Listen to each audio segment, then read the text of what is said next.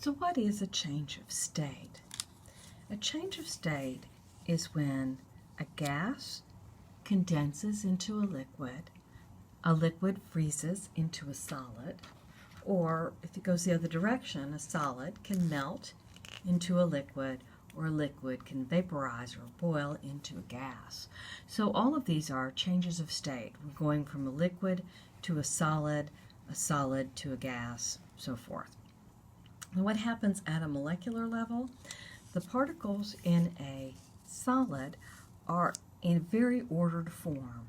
In a liquid, they're able to slide past each other.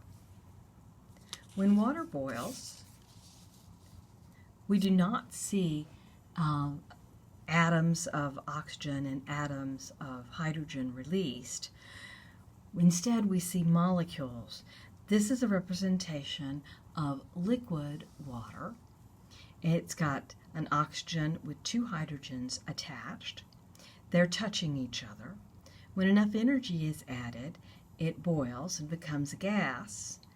Here's gaseous water, and you see that it has the same form. It still has an oxygen with two hydrogens. It's still molecular, but now the gas molecules are not touching each other. That's the difference. Well, we want to put some numbers with this. We'd like to know how much energy it's going to take to cause things to freeze or melt. And this is called the heat of fusion. The heat of fusion is the amount of heat. This will be in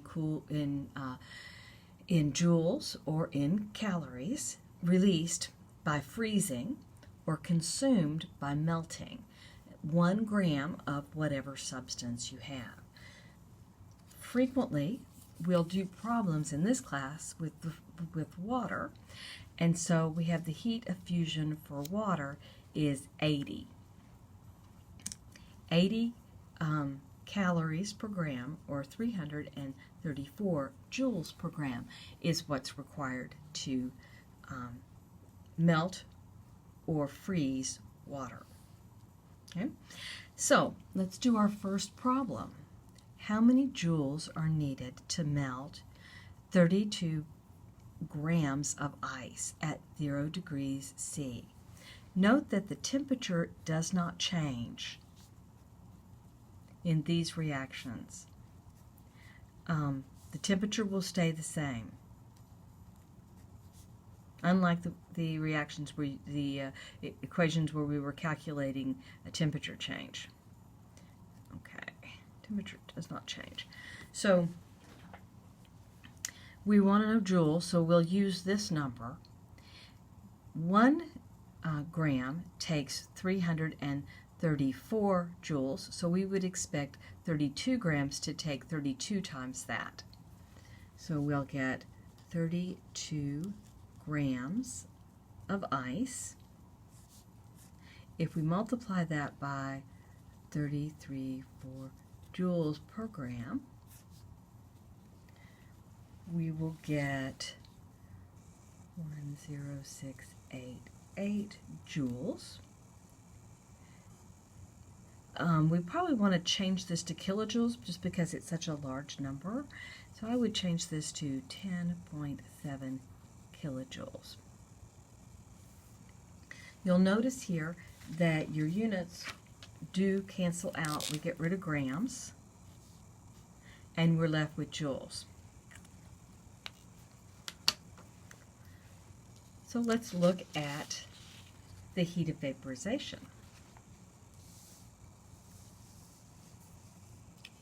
The heat of vaporization is the amount of heat, this will be in joules or calories, released by the condensation or absorbed by the vaporization of 1 gram of whatever substance you have. Like I said, in this class we'll be doing lots of problems with water.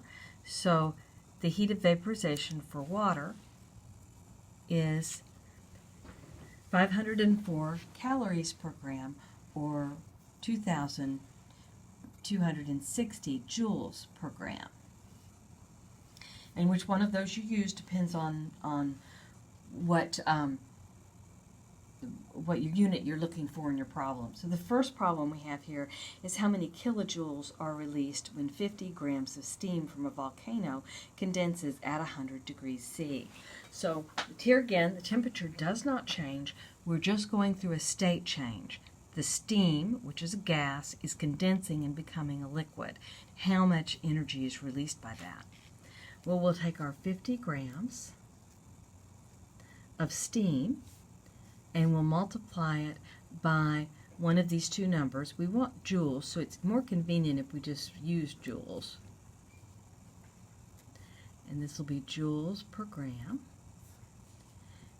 And we'll get, I've got the answer. 113.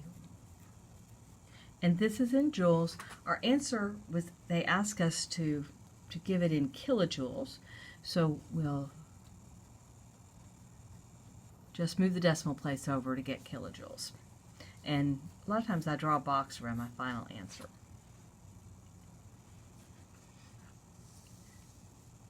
So here's a set of problems. We're going to calculate the calories to melt 65 grams of ice.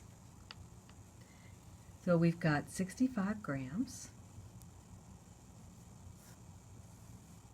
We're melting here. So melting is we're going to use the heat of fusion.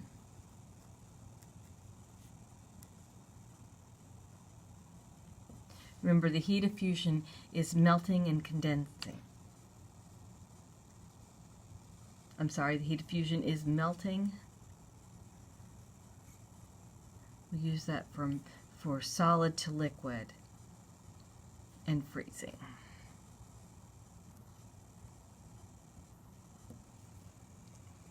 And if we look back on the last page, we'll see that the heat of fusion is 80 calories per gram. So 65 times 80 will give us 5,200 calories. And in this case, they're absorbed. It takes energy to melt ice.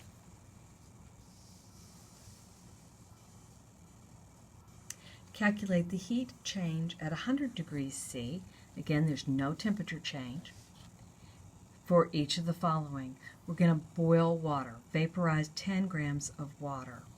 And they want to know calories. So we're going to use the heat of vaporization.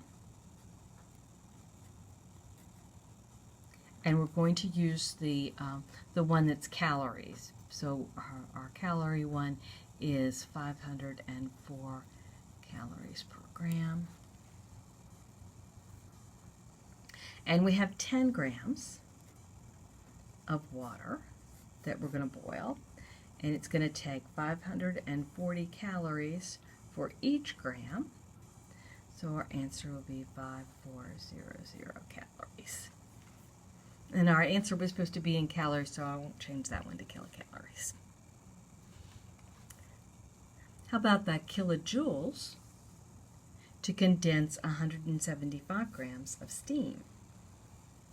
Well, we're going to condense, and so we're going to use the heat of vaporization.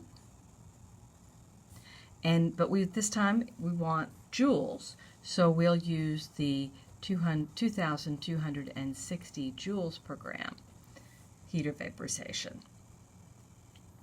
We have 175 grams of steam that's going to be condensing, and 2,260, and this is joules per gram.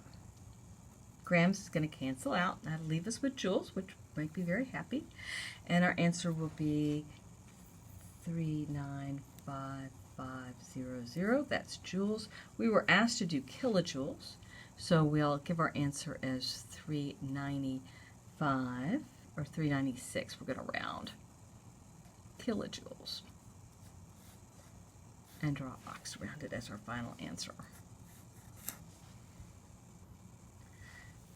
Next will be heating curves.